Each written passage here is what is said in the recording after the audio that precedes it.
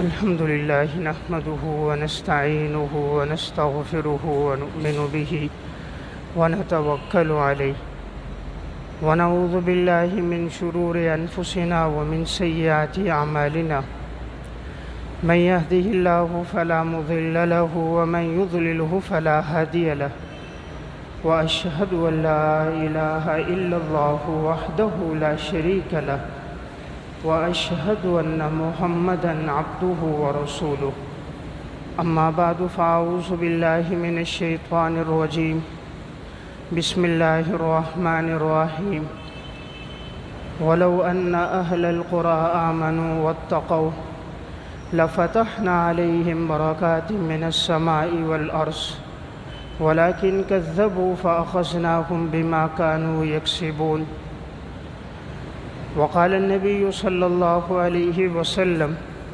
اتق المحارم تكن أعبد الناس وارض بما قسم الله لك تكن أغنى الناس وأحسن إلى جارك تكن مؤمنا وأحب للناس ما تحب لنفسك تكن مسلما ولا تكثر الضحك فإن كثرة الضحك تميت القلب رواہ الترمذی صدق اللہ العظیم۔ میرے انتہائی واجب الاحترام قابل صد احترام بھائیوں، دوستوں اور بزرگوں، حضرت ابو ہریرہ رضی اللہ تعالیٰ عنہ فرماتے ہیں کہ رسول اللہ صلی اللہ علیہ وسلم نے میرے ہاتھ کو پکڑا اور آپ صلی اللہ علیہ وسلم نے میری انگلیوں پر 5 باتوں کو شمار کروایا، اور ہر بات کو آپ صلی اللہ علیہ وسلم نے اہمیت سے بیان کرنے کے لیے حضرت ابو ہریرہ رضی اللہ تعالیٰ عنہ کے ہاتھ کو اپنے ہاتھ میں لیا اور آپ ایک ایک چیز انہیں گنوا کر بتاتے گئے۔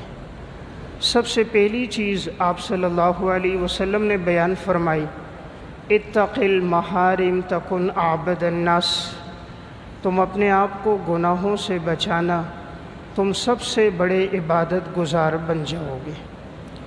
نمبر 2، وارض بما قسم اللہ لک تکن اغنى الناس، اللہ کی تقسیم پہ راضی ہو جاؤ، تم سب سے بڑے مستغنی بن جاؤ گے۔ نمبر 3،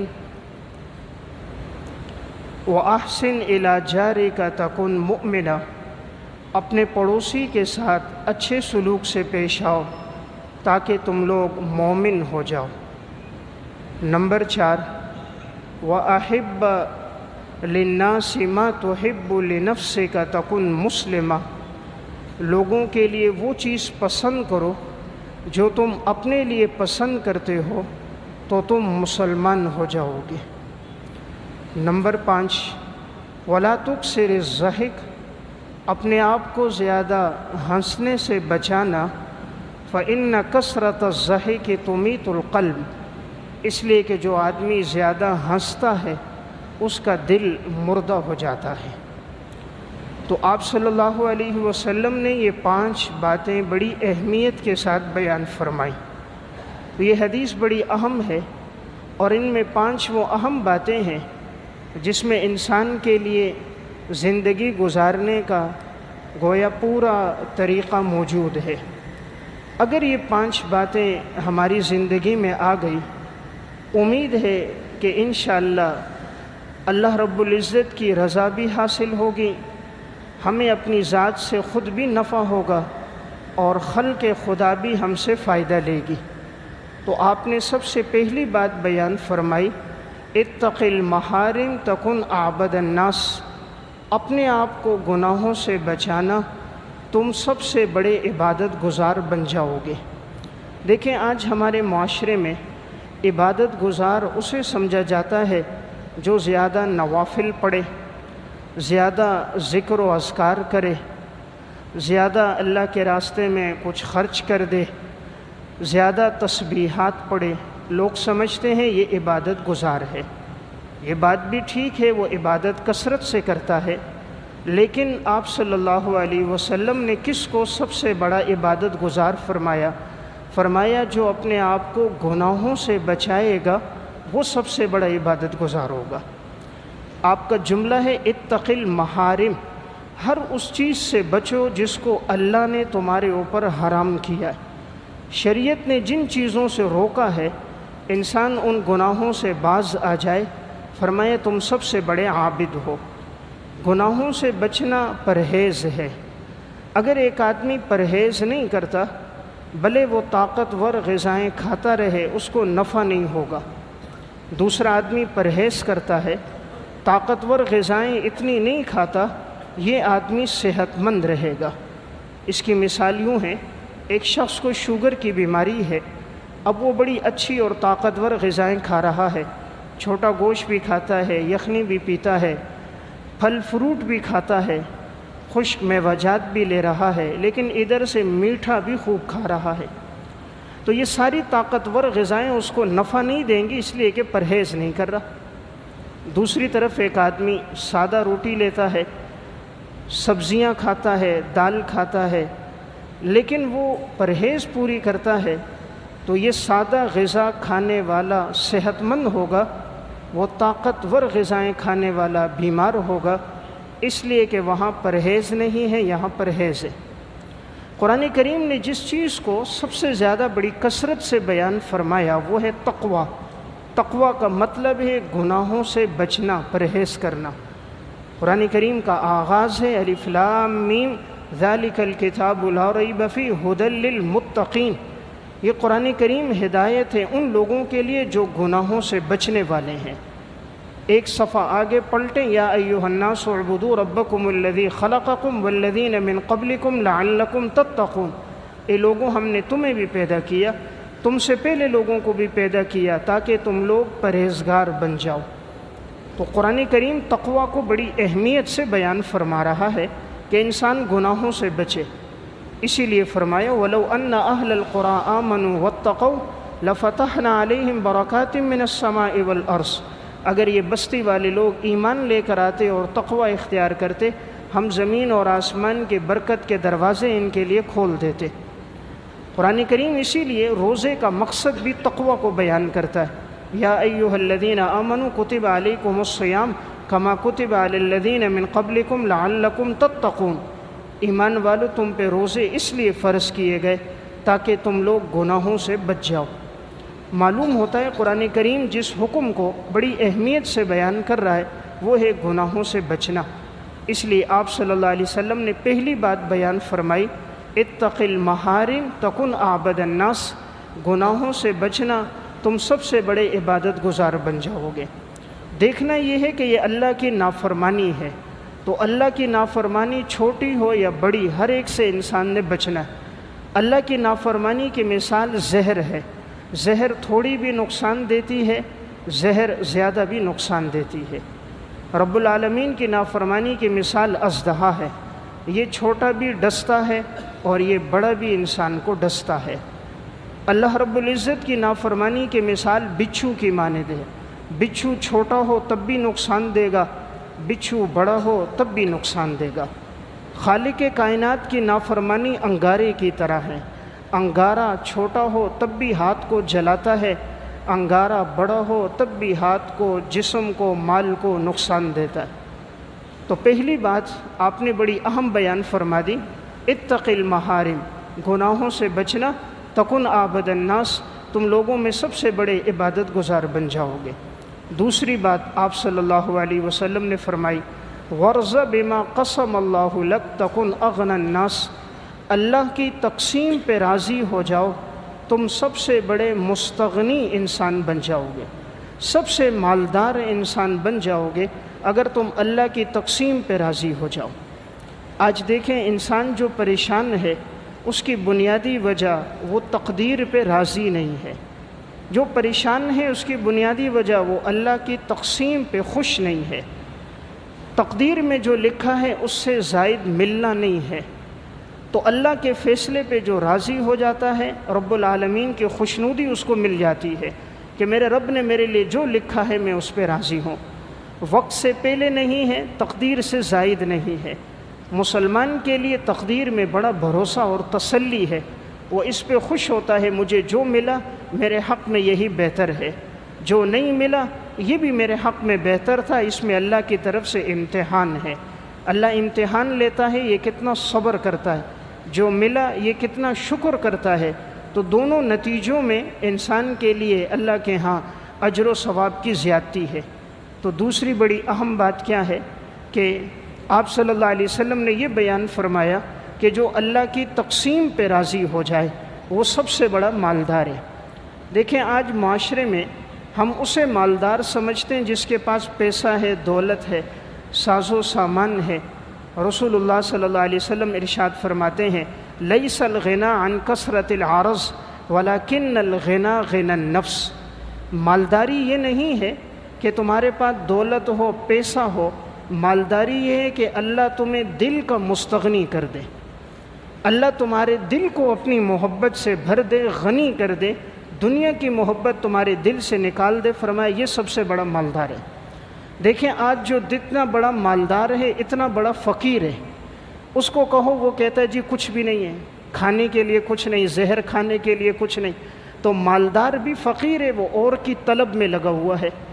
جیسے آپ صلی اللہ علیہ وسلم نے فرمایا کہ اگر ابن آدم کے پاس 2 وادیاں سونے کی ہیں، یہ تمنا کرتا ہے تیسری وادی سونے کی ہو جائے، اور اگر تیسری مل جائے یہ چوتھی کی تمنا کرتا ہے۔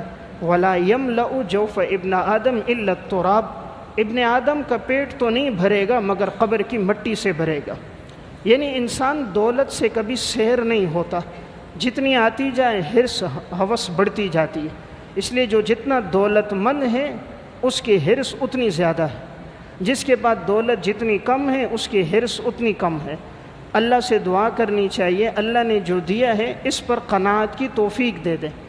قناعت کا مطلب ہے اللہ اس سے ضرورت پوری کر دے، انسان کے اوپر قرض نہ ہو، ضرورت مند نہ رہے، یہ انسان کے لیے قناعت ہے۔ اسی لیے آپ صلی اللہ علیہ وسلم نے فرمایا الاقتصاد فی النفقۃ نصف المعیشہ، کہ میانہ روی اختیار کرنا یہ انسان کے لیے آدھی آمدنی ہے۔ حضرت شیخ عبد القادر جیلانی رحمۃ اللہ علیہ نے ایک شخص کو پیسے دیے تھے کہ وہ ان کے لیے سامان لے کر آ رہا تھا۔ جس دن واپسی تھی کشتی میں تو کسی نے آ کر اطلاع دی حضرت وہ کشتی تو ڈوب گئی، جتنا سامان تھا آپ کا وہ بھی بیچ میں ڈوب گیا۔ حضرت نے فرمایا الحمدللہ۔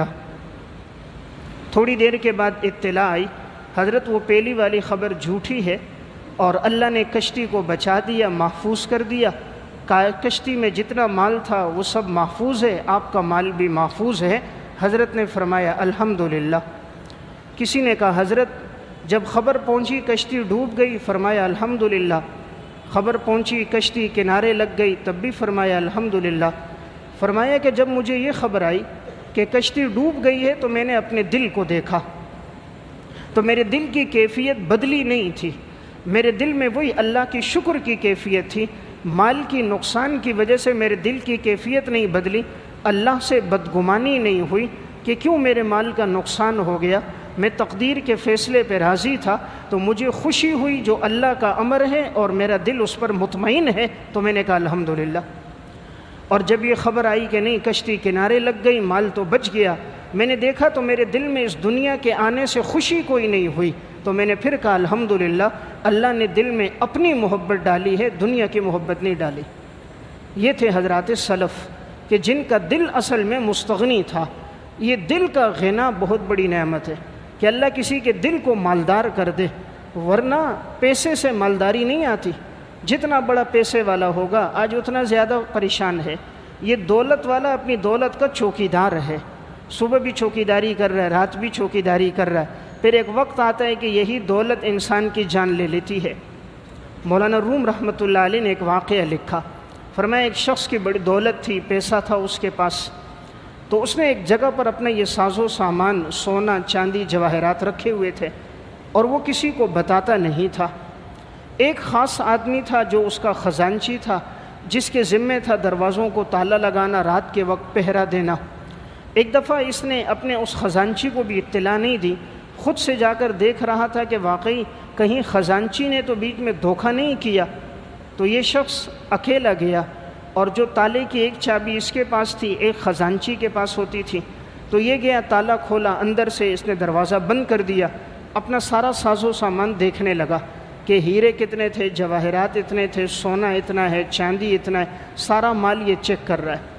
اتنے میں جو خزانچی تھا اس کا گزر وہاں سے ہوا، وہ سمجھا کہ شاید مجھ سے دروازہ کھلا رہ گیا اور میں دروازہ بند کرنا بھول گیا ہوں، تو اس نے جلدی سے آگے سے بند کر کے تالا لگا دیا۔ کہا ایسا نہ ہو مالک کو پتہ چل جائے تو میری تو خیر نہیں ہوگی، مالک نے میرے ذمے لگایا اور کہیں میں تالا کھلا چھوڑ دیا میں نے۔ اب اس کو نہیں معلوم اندر مالک ہے، وہ تالا لگا کے چلا گیا، اپنے کام کاج میں لگا رہا، وہاں سے واپس لوٹا، سو گیا۔ اب یہ شخص اندر ہے اور یہ اندر سے اب کوئی دستک دے رہا، باہر کوئی کھولنے والا نہیں، کسی کو پتہ ہی نہیں، نہ اس دور میں موبائل تھے نہ کوئی جدید ذرائع تھے۔ ایک دن گزرا، دوسرے دن گزرا، اب وہ کہیں آتا تھا، دور سے دیکھتا تالا نظر آ رہا ہے، چلا جاتا۔ 2 دن ہو گئے، اب اس کے پاس اندر نہ کھانے کے لیے پانی موجود ہے اور نہ اس کے پاس کھانا موجود ہے، سونا موجود ہے، کھانا موجود نہیں ہے، چاندی موجود ہے، پانی موجود نہیں ہے۔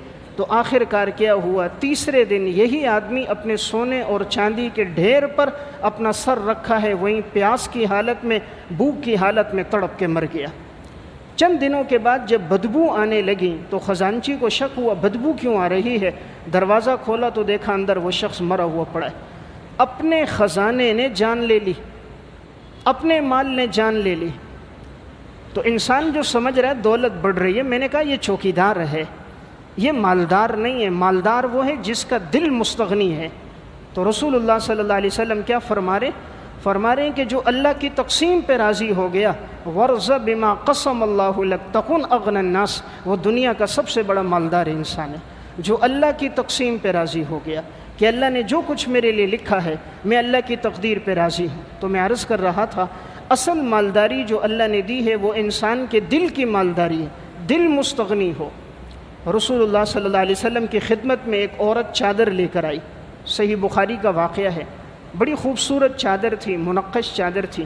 فرمایا رسول اللہ میں نے اپنے ہاتھ سے اس کو بنایا اور میں چاہتی ہوں آپ اس کو اپنے استعمال میں لے کر آئیں۔ آپ صلی اللہ علیہ وسلم نے چادر دیکھی، آپ کو بھی پسند آئی، اور خاتون نے چونکہ بڑی محنت سے اس کو اپنے ہاتھوں سے تیار کیا تھا، ہدیہ تھا، تو آپ نے قبول فرما دیا۔ آپ نے اپنے وہ چادر ڈالی ہوئی ہے، باہر آئے تو ایک صحابی نے دیکھی، ان کو بڑی پسند آ گئی، کہا یا رسول اللہ اگر آپ چاہیں تو یہ چادر مجھے دے دیں۔ آپ صلی اللہ علیہ وسلم اندر گئے اور آپ نے دوسری چادر لی، اپنی باندھی اور وہ چادر اتار کر اس شخص کو دے دی۔ صحابہ کرام میں سے چند نے اس سے کہا کہ تمہیں معلوم ہے کہ یہ چادر آپ صلی اللہ علیہ وسلم کو پسند آئی تھی، عورت نے بڑی محنت کے ساتھ حضور کے لیے تیار کی تھی، اور آپ علیہ السلام نے چادر کو اوڑھا ہوا بھی تھا، پھر بھی تم نے مانگ لی۔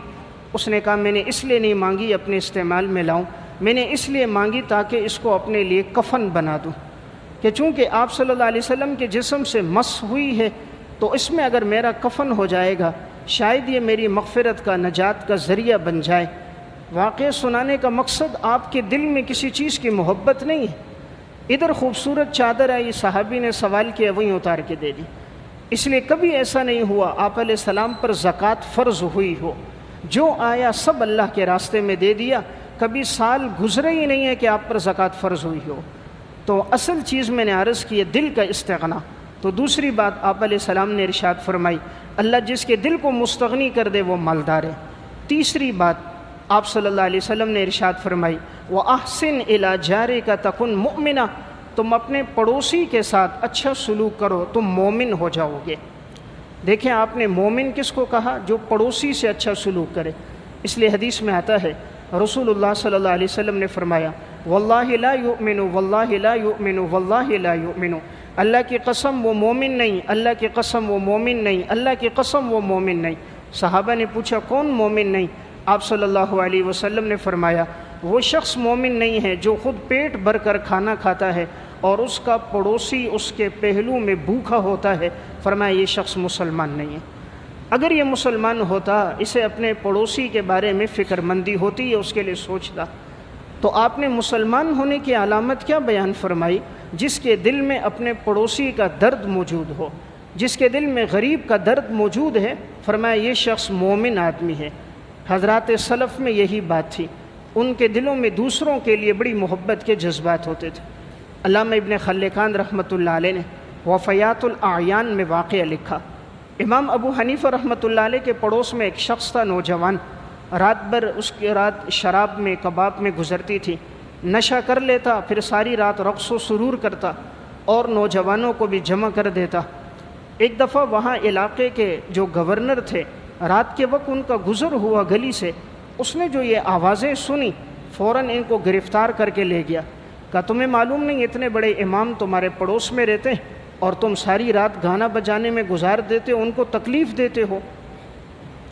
امام اعظم ابو حنیفہ رحمۃ اللہ علیہ فجر کی نماز کے لیے گئے۔ کسی نے اطلاع دی کہ حضرت اس طرح آپ کا جو پڑوسی تھا رات کو اس کو گورنر وقت جو گزرے تھے وہ اٹھا کر لے گئے۔ امام صاحب رحمۃ اللہ علیہ فجر کی نماز کے بعد ان کے پاس گئے۔ کہا میں نے سنا ہے تم ہمارے پڑوسی کو لے آئے ہو، تو اگر ان کو رہا کر دو تو مناسب ہے، اگر ان کا کوئی جرم ہے تو بتانا۔ کہا جرم تو کوئی نہیں، بڑا جرم یہ کہ حضرت آپ کے پڑوس میں رات کو ناچتا ہے، گاتا ہے، آپ کی عبادت میں آرام میں خلل آتا ہے، تو میں نے کہا تاکہ اس کو تنبیہ کروں، چند دن جیل کی سلاخوں کے پیچھے رہے گا، تھوڑی سی مار لگے گی، ہوش ٹھکانے آ جائیں گے۔ فرمائے نہیں کوئی بات نہیں، اگر مجھے اذیت دیتا میں نے اللہ کے لیے معاف کر دیا اور میں دعا گو ہوں اللہ تعالیٰ اسے ہدایت عطا فرما دے، تم ایسا کرو میری وجہ سے اس کو تکلیف نہ دو، چھوڑ دو اس کو۔ گورنر نے چھوڑ دیا امام صاحب کی وجہ سے۔ جب یہ نوجوان باہر آیا، امام ابو حنیفہ رحمۃ اللہ علیہ کے قدموں میں گر گیا۔ کہا حضرت ساری زندگی آپ کو تکلیف دیتا رہا اور رات کو میں قصداً دوستوں کو جمع کرتا تھا، شراب و کباب کی محفل لگتی اور ہم گانا گاتے ناچتے تاکہ آپ کے آرام میں خلل ہو۔ آج ایک رات مجھے انہوں نے پکڑا، آپ میرے چھڑانے کے لیے آ گئے، یہی اس کی توبہ کا ذریعہ بنا، پھر ساری زندگی عبادت اور ریاضت میں اس نے گزار دی۔ تو یہ تیسرا انسان کون ہے؟ آپ نے فرمایا وَأَحْسِنْ إِلَىٰ جَارِكَ تَكُنْ مُؤْمِنًا، اپنے پڑوسی کے ساتھ فرمایا جو اچھا سلوک کرتا ہے یہ انسان مومن آدمی ہے۔ حضرت مولانا میاں اصغر حسین صاحب رحمۃ اللہ علیہ ایک بہت بڑے عالم گزرے۔ ان کا گھر کچا تھا، تو بارش جب ہوتی تھی سارا پانی نیچے ٹپکتا تھا، اور جب برسات زیادہ ہو جاتی تو مٹی بھی اطراف سے گرنے لگ جاتی۔ پھر یہ آتے اور مٹی لیتے اوپر جاتے، اپنی چھت کو پلین کرتے اور پھر ان تمام سوراخوں کو بند کرتے تھے۔ ایک دفعہ ان کے شاگردوں نے کہا حضرت اگر آپ کے پاس رقم نہ ہو ہم کچھ رقم جمع کر لیتے ہیں تاکہ یہ چھت RCC پختہ چھت ڈال دیا جائے، یہ روزانہ جو پانی بہتا ہے، مٹی گرتی ہے، حشرات نیچے گرتے ہیں، آپ کو تکلیف ہوتی ہے۔ فرمایا بیٹا کرنا چاہوں تو میں بھی کر لوں، لیکن میرے ارد گرد کے اندر جتنے گھر ہیں، جتنے میرے پڑوسی ہیں، سب کے گھر کچے ہیں، یہ غریب لوگ ہیں، اگر میں اپنا گھر پختہ بناؤں گا ان کا گھر کچا ہوگا، کسی کے دل میں آئے گا ان کے پاس وسعت تھی انہوں نے بنا دیا، ہم نہ بنا سکے، ان کو تکلیف پہنچے گی، اسلام اس کی اجازت نہیں دیتا کہ کسی پڑوسی کو ہماری وجہ سے اذیت پہنچائے۔ یعنی یہ کیا لوگ تھے حالانکہ شریعت نے اس سے منع تو نہیں کیا، ایک آدمی اپنا پختہ گھر بنا سکتا ہے، اچھی رہائش بنا سکتا ہے، لیکن یہ لوگ دور اندیش تھے، وہ چاہتے تھے انہیں اتنی اذیت بھی نہ پہنچے کہ اسلام نے پڑوسی کے بارے میں بڑی تاکید سے بیان فرمایا۔ تو تیسری بات آپ صلی اللہ علیہ وسلم نے یہ بیان فرمائی وَأَحْسِنْ إِلَىٰ جَارِكَ، جو اپنے پڑوسی سے اچھا سلوک کرے، فرمایا کہ وہ شخص مسلمان ہے۔ چوتھا آدمی کون ہے؟ آپ نے فرمایا وَأَحِبَّ لِلنَّاسِ مَا تُحِبُّ لِنَفْسِكَ تَكُنْ مُسْلِمًا، جو دوسروں کے لیے وہ پسند کرتا ہو جو اپنے لیے پسند کرتا ہے تو سمجھ جائے کہ وہ شخص مسلمان ہے۔ جو دوسروں کے لیے وہ پسند کرے جو اپنے لیے وہ پسند کرتا ہے، فرمایا سمجھنا وہ مسلمان آدمی۔ تو آپ نے اسلام کا معیار کیا بنایا کہ انسان دوسروں کے لیے وہی چاہے جو اپنے لیے چاہتا ہے۔ ہر انسان اپنے لیے اچھی چیز چاہتا ہے، اچھا کھانا، اچھا پینا، اچھی رہائش، اپنے اور اپنی اولاد کے لیے انسان بڑا فکر مند ہوتا ہے۔ اگر یہی فکر مندی، یہی نفع دوسروں کے بارے میں دل میں پیدا ہو جائے، یہی احساس پیدا ہو جائے، فرمایا یہ آدمی مسلمان آدمی ہے۔ حضرات سلف کی نظر میں انسان تو انسان ہے، جانوروں اور پرندوں کے بارے میں بھی بہت زیادہ ان کے دلوں میں شفقت اور رحم تھی۔ جہان دیدہ میں حضرت مولانا مفتی تقی عثمانی صاحب دامت برکاتہم نے ایک واقعہ لکھا۔ حضرت عمر بن عاص رضی اللہ تعالیٰ عنہ نے مصر فتح کیا۔ جب یہ فتح ہو گیا پورا علاقہ، انہوں نے خیمہ لگایا ہوا تھا، تو اس خیمے کے اندر چند دن کے بعد ایک کبوتری آئی، اس نے انڈے دے دیے۔ اب جب وہاں سے ہجرت کرنی پڑی، علاقے میں آگے بڑھنے پڑا، تو دیکھا تو انڈے موجود تھے. کہا اگر ہم یہ خیمہ اتار دیں گے کہیں انڈے نیچے نہ گر جائیں، ٹوٹ نہ جائیں، اور اگر ہم بحفاظت بھی نیچے رکھ دیں تو شاید کبوتری آئے نہیں اور یہ انڈے کہیں ضائع نہ ہو جائیں. انہوں نے ہمارے خیمے میں پناہ لی ہے، جس وقت تک ان انڈوں سے بچے پیدا ہو کر اڑنے کے قابل نہیں ہو جائیں اس وقت تک ہم خیمہ نہیں اکھیڑیں گے. باقی سارے تو آگے چلے گئے اگلے محاذ پر. 2 آدمیوں کو پیچھے چھوڑ دیا کہ تم اس خیمے میں رہو یہاں تک کہ اس سے بچے پیدا ہوں اور یہ اڑنے کے قابل ہو جائیں، اس کے بعد یہ خیمہ اتار دینا، تاکہ انہوں نے ہمارے ہاں پناہ پکڑیے، ہمارے پڑوس میں ٹھہرے، ان کو اذیت نہ پہنچے. یعنی کیا دور اندیش لوگ تھے وہ. انسان تو انسان ہے، وہ پرندوں کے لیے بھی محبت اور شفقت کے جذبات رکھتے تھے. آج تو ہم ایک مسلمان ہیں، گھر کے اندر ہیں، شادی ہو رہی ہے، اتنے زور سے موسیقی اور ڈیگ لگائے ہوئے ہیں، پورے محلے والوں کو ساری رات تکلیف پہنچا رہے ہیں. کوئی بچے رات سو نہیں سکتے، کوئی بوڑھے اور مریض سو نہیں سکتے. جی کیا ہے؟ ہماری خوشی ہے. 3 4 دن موسیقی چلتی ہے، ڈھول چلتے ہیں، ناچ و رقص کو سرور کی محفلیں چلتی ہیں. جی ہماری خوشی ہے. وہ کون سی خوشی جس میں تم زمین اور آسمان کے خالق کو ناراض کر دو؟ وہ کون سی خوشی ہے جس میں انسان اپنے اللہ کو ناراض کر دے؟ وہ کون سی خوشی ہے جس میں کائنات سب سے بڑے محسن انسان جناب رسول اللہ صلی اللہ علیہ وسلم کو ناراض کر دے؟ اس لیے جن شادیوں میں موسیقی ہوتی ہے، بے حیائی ہوتی ہیں، وہ شادیاں کامیاب نہیں ہوتی. 6 مہینے 8 مہینے سال گزرتا ہے، طلاقیں ہو جاتی ہیں، ناچاکیاں ہو جاتی ہیں، ساس بہو کے جھگڑے شروع ہو جاتے ہیں، باپ بیٹا دست و گریبان ہو جاتے ہیں، اولادیں پیدا نہیں ہوتی یا اپاہج اور معذور پیدا ہوتی ہیں، گھر کے اندر بے اتفاقی شروع ہو جاتی ہے، رزق کی برکتیں اللہ چھین لیتا ہے. اللہ پتھر تو نہیں مارتا، اسی طرح دکھاتا ہے کہ میرے بندے تو نے میری نافرمانی کی تھی، تو سمجھتا تھا کہ میری یہ خوشی ہے، تو نے مجھے ناراض کیا. یہ خوشی نہیں، یہ تیرے لیے زندگی بھر کا عذاب ہے. اور جہاں انسان اللہ کو راضی کر دیتا ہے اللہ تعالیٰ اس کو خوشیاں عطا فرما دیتا ہے. ساہیوال میں ایک شادی تھی، اس شخص کو اللہ نے بڑا مال دیا تھا، علاقے کا دولت مند چودھری تھا. تو اس نے اپنی زمین پر آیا، قریب میں ایک کنواں تھا، خوشی کا اظہار کر رہا ہے، جیب سے پیسے نکالتا، 500 کا نوٹ، 1000 کا نوٹ، 100 کا نوٹ، اور اپنی بندوق کے سامنے رکھتا، فائر کرتا، پھر پھینک دیتا، پھر فائر کرتا، پھر پھینک دیتا. رقص و سرور کے لڑکیوں کو بلایا، پوری رات ناچ گانا چلتا رہا. اللہ کا کرنا کہ جس بیٹے کی شادی میں اس نے یہ سب کچھ کیا تھا، مہینہ نہیں گزرا تھا وہی بیٹا پاگل اور دیوانہ ہو گیا، دماغی توازن اس نے کھو دیے، اور اسی کنویں کے کنارے آیا، اندر چھلانگ لگائی، وہیں پہ گرا، مر گیا. بیٹا بھی گیا، بہو بھی چلی گئی. مہینے بعد اتنا بڑا اس کو صدمہ پہنچا، آخر اس کا بھی دماغی توازن، اس نے بھی کام چھوڑ دیا. وجہ کیا بنی؟ اللہ کی نافرمانی. جس جگہ کھڑے ہو کر یہ اپنی دولت کا اظہار کر رہا تھا، اپنے مال اور ثروت اور پیسے کو بتا رہا تھا، اللہ نے اسی جگہ اس کو ذلیل کر دیا. اسی جگہ بیٹے نے خودکشی کی اور زندگی بھر کے لیے بھی معذور ہو گیا. تو میں ایک بات عرض کر رہا تھا، آپ صلی اللہ علیہ وسلم نے چوتھی بات بڑی اہم بیان فرمائی، دوسروں کے لیے وہ چیز پسند جو تم اپنے لیے کر رہے ہو. فرمایا یہ تمہارے ایمان کا معیار ہے. انسان ہر وقت یہ سوچ لے، اگر اس کے دل میں یہی طلب، یہی تڑپ ہے دوسروں کے بارے میں، تو خوش ہونا چاہیے کہ الحمدللہ میرے دل کے جذبات مسلمانوں کے لیے وہی ہیں جو میری اپنی اولاد کے لیے جذبات ہیں. اگر ہمارے ان جذبات میں کمی آ رہی ہے، اپنے لیے، اولاد کے لیے ہمارا ناپنے کا آلہ کچھ اور ہے، سوچنے کا معیار کچھ اور ہے، دوسروں کے لیے کچھ اور ہے، تو یہ ہمارے لیے ندامت اور پریشانی کی بات ہے. حضرات سلف میں ایسے لوگ گزرے جن میں اتنی ہمدردی ہوتی تھی، اتنی ہمدردی کے جذبات ان کی زندگیوں میں تھے، اپنوں کے ساتھ بھی ہمدردی، غیروں کے ساتھ بھی ہمدردی. دنیا ان کی نظر میں کوئی حیثیت ہی نہیں رکھتی تھی، اگرچہ بظاہر بڑے معذور نظر آتے. اتحاف السعادت المتقین میں مولانا مرتضی حسن زبیدی صاحب رحمۃ اللہ علیہ نے ایک واقعہ لکھا. حضرت شیخ محمد حسن بن سہیل رحمۃ اللہ علیہ فرماتے کہ میں ایک شخص کے ساتھ جا رہا تھا، راستے میں چلتے ہوئے کہیں پر اس کی ایک چمڑے کی تھیلی گر گئی حرم کے قریب، اس میں اس کے قیمتی جواہرات، سونا، پیسہ وغیرہ موجود تھا. بہت تلاش کیا، اس کو نہ ملا. اب اس شخص نے اعلان کیا کہ جو آدمی بھی میری یہ تھیلی مجھے واپس کرے گا میں اس کو 100 دینار انعام میں دوں گا، 100 دینار انعام میں دوں گا جو میری تھیلی واپس کرے گا.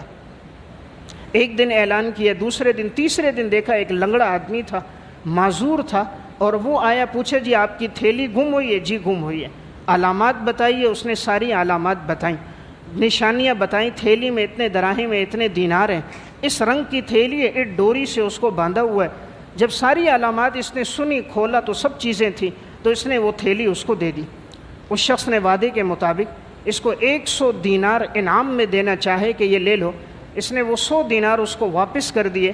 فرمایا کہ اگر دنیا کی حیثیت میرے نظر میں بکری کی 2 مینگنیوں کے برابر بھی ہوتی تو میں اس کو رکھ لیتا، میری نظر میں دنیا کی حیثیت بکری کی 2 مینگنیوں کے برابر بھی نہیں ہے، مجھے تیری اس دنیا کی ضرورت نہیں ہے۔ یہ شریعت کا حکم تھا، جس کو کوئی چیز ملی ہے مالک تک لوٹا دو، تو اس لیے میں نے آپ کو لوٹا دی، مجھے آپ کے رقم کی ضرورت نہیں، میں نے اللہ کے حکم کو پورا کیا۔ دیکھیں آج کوئی ہوتا ہے اتنی بڑی رقم مل جاتی تو اول تو آج تو اسلحے کے زور پہ دوسرے کا مال لیتے ہیں، مال نہیں لیتا تو جان لے لیتے ہیں۔ یہاں دیکھو ایمان کی کیا حالت ہے، 100 دینار خوشی سے دے رہا ہے لیکن نہیں لے رہے کہ یہ میری ذمہ داری تھی، میں آپ کو واپس لوٹا دوں، میں اس پر آپ سے کوئی انعام کا تقاضا نہیں کرتا، آپ مجھے دعاؤں میں یاد رکھو۔ تو میں ایک بات عرض کر رہا تھا کہ رسول اللہ صلی اللہ علیہ وسلم نے چوتھی بات کیا بیان فرمائی کہ تمہارے ایمان کا معیار یہ ہونا چاہیے تم دوسروں کے لیے وہی چیز پسند رکھو، فرمایا جو تم اپنے لیے پسند رکھتے ہو سمجھنا چاہیے تمہارا ایمان مکمل ہو چکا ہے۔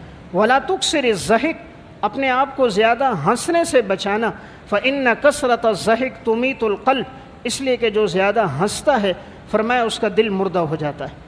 جو جتنا آخرت کو یاد رکھتا ہے اللہ رب العزت اس کے دل کو بیدار رکھتا ہے۔ جو زیادہ لطیفوں میں زندگی گزر گئی، ہنسی مذاق میں زندگی گزر گئی، آج محفلیں جمتی ہیں، لطائف شروع ہوتے ہیں، ایک دوسرے کو ہنسانے کے لیے جھوٹ بھی بولا جا رہا ہے، دوسروں کی عزتوں کو پامال کیا جا رہا ہے، دوسروں کی نقل اتاری جا رہی ہے، مقصد کیا ہے؟ دوسرا میری بات میں ہنس جائے۔ فرمایا اس سے بچنا، دل مردہ ہو جاتا ہے۔ انسان اگر چاہے کہ اس کا دل زندہ رہے 4 چیزوں کا اہتمام کرے۔ نمبر 1، سب سے پہلی چیز قرآن کریم کی تلاوت ہے۔ جو جتنا کثرت کے ساتھ تلاوت کر رہا ہوتا ہے اللہ تعالیٰ اس کے دل کو ہمیشہ بیدار رکھتا ہے۔ نمبر 2، تہجد کا اہتمام کرے۔ حضرات سلف میں وہ لوگ تہجد پڑھتے تھے، اس لیے ان کا دل ہمیشہ اندر سے روشن ہوتا تھا۔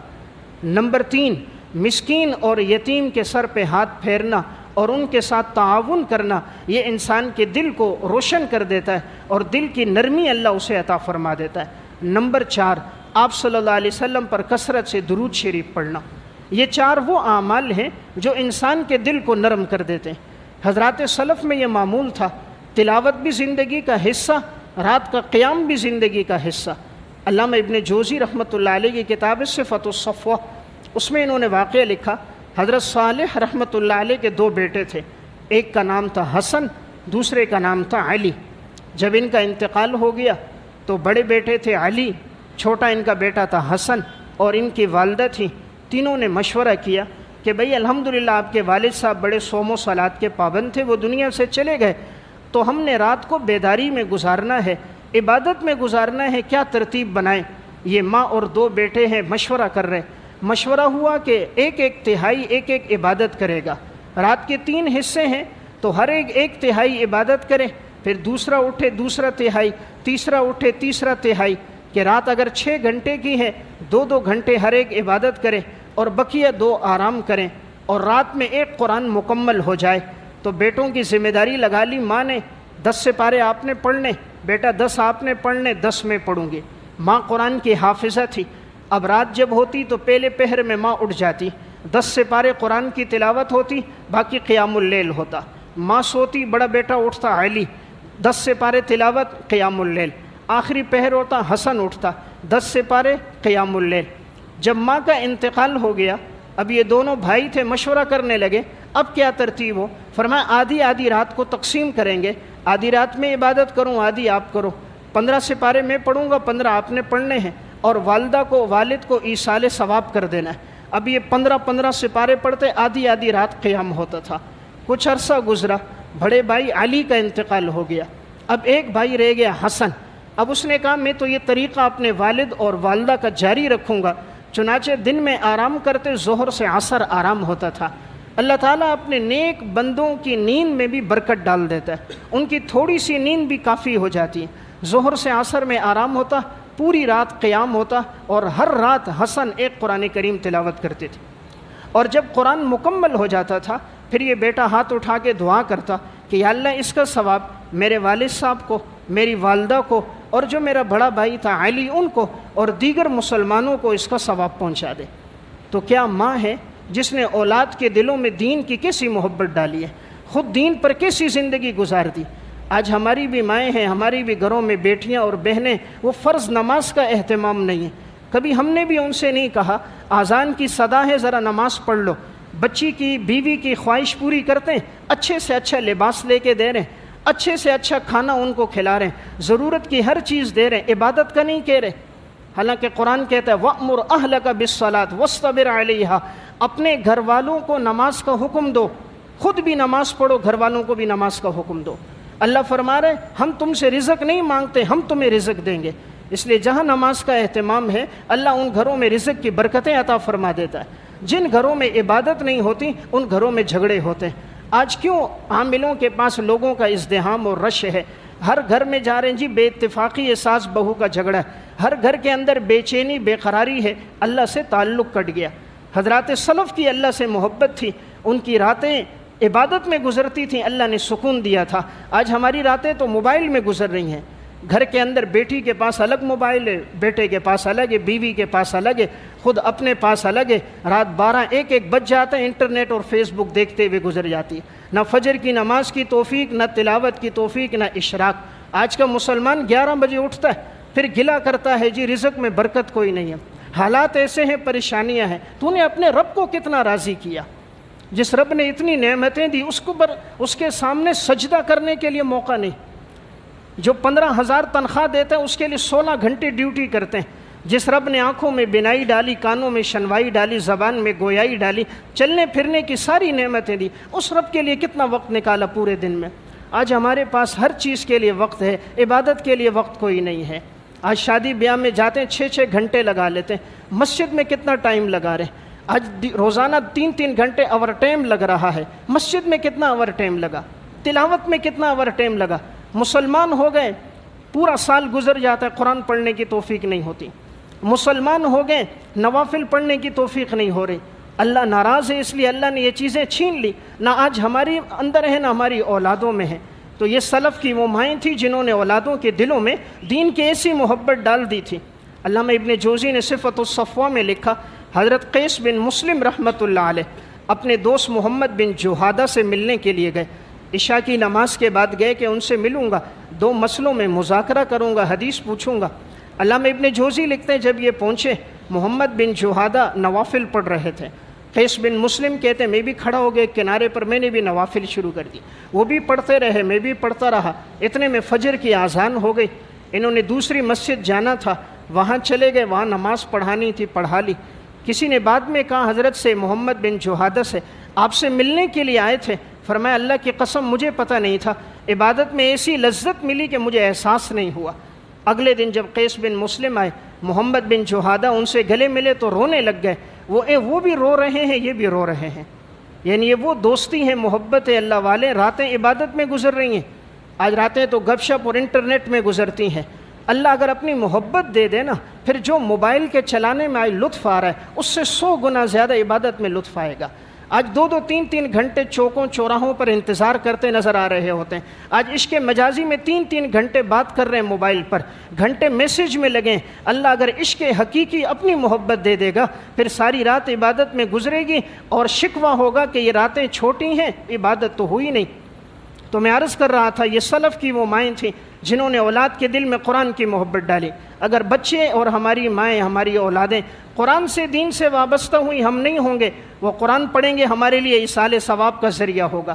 ایک واقعہ سنا کے بات ختم کرتا ہوں۔ گزشتہ سال ایک جگہ میرا بیان تھا، جب میں وہاں پہنچا وہاں 21 بچوں نے قرآن کریم حفظ کیا تھا۔ مدرسے کے محتمم صاحب تھے، مجھے کہا مفتی صاحب ذرا ان بچوں سے آپ آخری سبق سنیں۔ بچوں نے آخری سبق سنایا۔ ایک بچے کی عمر بمشکل 7 ساڑھے 7 سال تھی، اس نے بڑی خوبصورت آواز میں قرآن پڑھا۔ آنکھوں سے میرے بھی آنسو جاری تھے۔ میں نے بچے کو قریب کیا، انعام دیا۔ میں نے کہا بیٹا کتنے سال میں حفظ کیا؟ کہا 1.5 سال میں حفظ کیا۔ میں نے کہا کتنا پڑھ لیتے ہو؟ کہا جی ان دنوں میں قرآن کریم دہرا رہا ہوں منزل، تو ہمارے استاد نے ذمہ داری لگائی ہے روزانہ 10 سپارے ہم ایک دوسرے کو سناتے ہیں، تو 10 سپارے ہم روزانہ سنا رہے ہیں۔ میں نے کہا جب آپ تلاوت کر لیتے ہو پھر اس کے بعد کیا کرتے ہو؟ وہ کہنے لگا حضرت میرے والد صاحب کا انتقال ہو گیا، تو امی نے مجھے کہا جب بھی تم قرآن پڑھ لو تو اپنے ابو کو ثواب بخشا کرو۔ میرے ابو کا انتقال 4 مہینے پہلے ہوا ہے اور ان کی بڑی خواہش تھی میں قرآن کا حافظ بنوں۔ آج میں حافظ ہو گیا لیکن میرے والد صاحب نہیں ہیں، تو میں جب بھی تلاوت پوری کرتا ہوں تو میں ہاتھ اٹھاتا ہوں، دعا کرتا ہوں یا اللہ یہ جو میں نے 10 سپارے قرآن پڑھا اس کا ثواب میرے والد صاحب کو بخش دے۔ اس وقت تھوڑی دیر کے لیے میں سوچنے لگا یہ چھوٹا سا بچہ جس کی عمر 7-8 سال ہے، لیکن اس کے دل میں اس کی ماں نے کیسی قرآن کی محبت ڈال دی، اس کے استاذ نے کیسی محبت ڈال دی ہے۔ یہ معصوم بچہ 10 سپارے سناتا ہے، اس سے پہلے اس کو دہراتا ہے، جب ختم ہوتے ہیں دعا کرتا ہے یا اللہ میرے والد کے لیے ثواب پہنچا، اس کی قبر کو جنت کا باغ بنا۔ یہ عقل مند لوگ تھے۔ ہم نے تو بیٹے کو پیسے کا پجاری بنایا، حلال حرام جمع کر کے لا، اس کو عبادت پہ نہیں لگایا، دین پہ نہیں لگایا۔ آج کا مسلمان کہتا اگر یہ قرآن پڑھے گا دین پڑھے گا کھائے گا کہاں سے؟ اسے فیکٹری پر اعتماد ہے، دکان پر اعتماد ہے، رب کے وعدے پر اعتماد نہیں۔ اسی لیے ہماری اولادیں نافرمان ہیں، دین سے دور ہیں۔ کسی کی زندگی چرس میں گزر رہی ہے، کسی کی افیون میں گزر رہی ہے، کسی کی ڈکیتی میں گزر رہی ہے۔ اس لیے ضرورت اس عمر کی دین پر آئیں، اپنی اولاد کو بھی لائیں۔ اللہ ہم سب کو عمل کی توفیق عطا فرمائے۔